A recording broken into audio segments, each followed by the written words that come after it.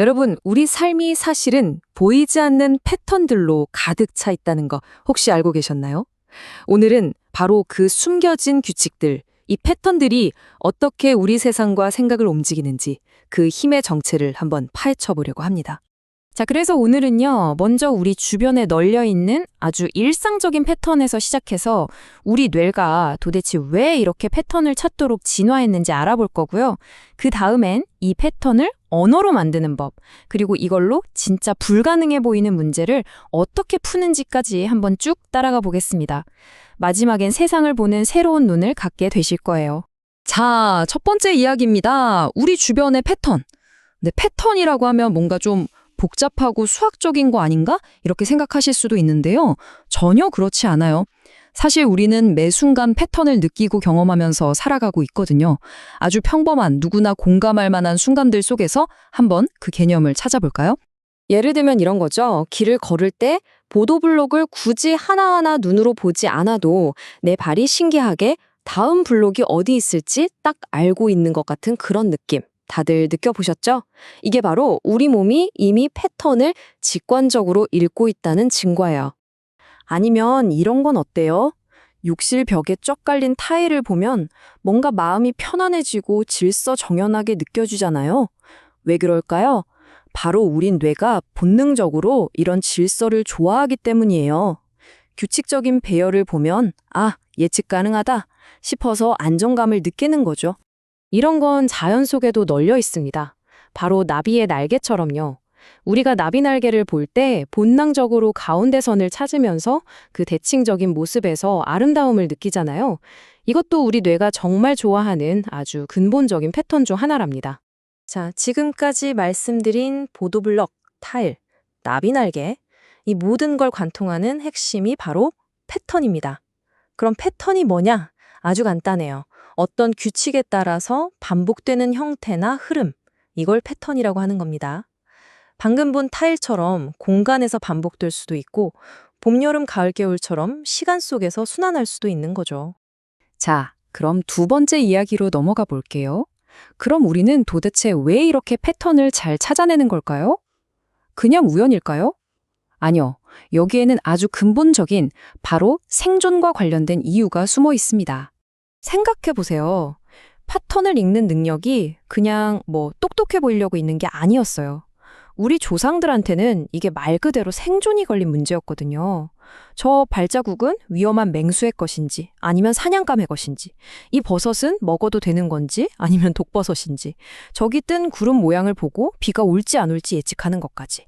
이 모든 게 생사를 가르는 중요한 패턴 읽기였던 셈이죠. 결국 우리 뇌의 가장 핵심적인 기능이 바로 이거예요.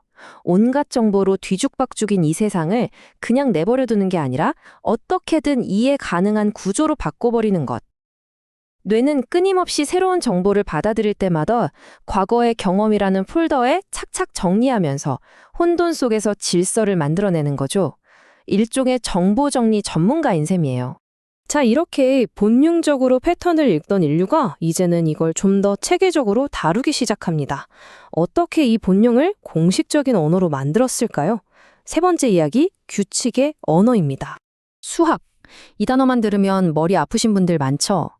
흔히들 숫자랑 계산만 하는 학문이라고 생각하잖아요. 근데 사실 그 본질을 들여다보면 수학이야말로 패턴의 언어 그 자체입니다. 세상에 숨어있는 온갖 규칙과 질서를 가장 명확하고 또 강력하게 설명해주는 도구가 바로 수학인 거죠. 자, 그럼 이제부터가 진짜 재밌어집니다. 이 패턴적 사고라는 걸 우리가 실제로 어떻게 써먹을 수 있을까요? 네 번째, 이걸로 도저히 불가능해 보였던 문제들을 어떻게 해결하는지 한번 보시죠. 자, 여러분께 질문을 하나 던져볼게요. 만약 여러분이 나사의 엔지니어라면 달에 착륙하는 그 엄청난 충격을 견딜 수 있는 전구를 어떻게 만드시겠어요?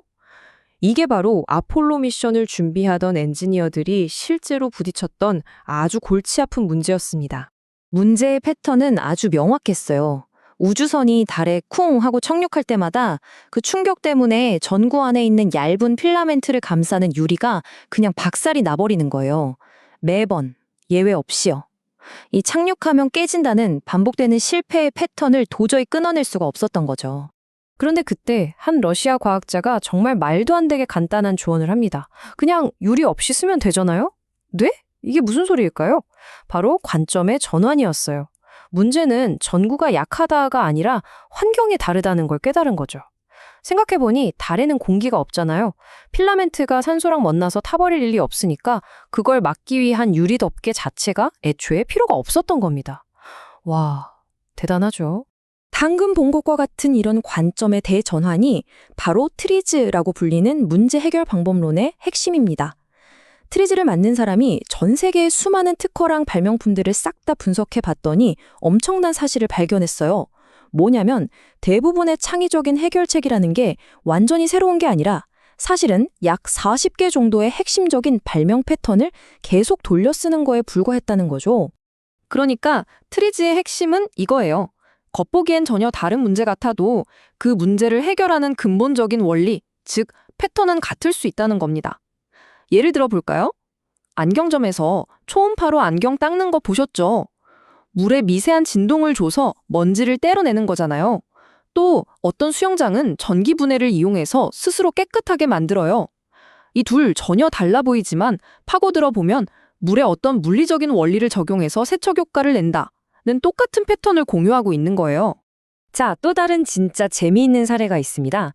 자동차를 배로 실어 나르는데 자꾸 바닷물이 갑판 위로 튀어서 세차에 녹이 쓰는 거예요. 보통 어떻게 할까요? 그렇죠. 물을 막으려고 막 벽을 세우고 덮개를 씌우고 그랬겠죠? 하지만 패턴을 본 사람은 다르게 생각했어요. 아예 갑판에 구멍을 숭숭 뚫어서 물이 아래로 그냥 빠져나가게 만들자. 결과는 어땠을까요? 차는 안전해졌고 심지어 아래로 빠져나간 물이 배 밑에 고이면서 배의 무게중심을 낮춰줘서 배가 훨씬 더 안정적으로 변하는 예상치 못한 이득까지 얻게 된 거죠. 문제를 막는 게 아니라 흐름을 바꾼 거예요. 자, 이제 마지막 이야기입니다. 지금까지의 이야기를 통해 우리가 얻을 수 있는 건 뭘까요? 바로 세상을 보는 관점, 그 흐름을 읽는 법입니다. 정답이 아니라 구조에 초점을 맞추는 거죠. 결국 문제에 접근하는 방식은 딱 두 가지로 나눌 수 있어요. 하나는 정답 사냥꾼, 또 다른 하나는 패턴 탐색가입니다. 정답 사냥꾼은 문제가 보이면 일단 빨리 답부터 찾으려고 해요. 당장 눈앞의 증상을 해결하는 데만 급급하죠. 반면에 패턴 탐색가는 한 걸음 물러서서 먼저 그 문제 밑에 깔린 반복되는 구조가 뭔지부터 보려고 합니다. 왜 이런 일이 자꾸 반복될까? 구조에 어디가 잘못된 걸까? 하고 근본 원인을 파고드는 거죠. 자, 이제 여러분께 마지막 질문을 던지면서 오늘 이야기를 마무리할까 합니다.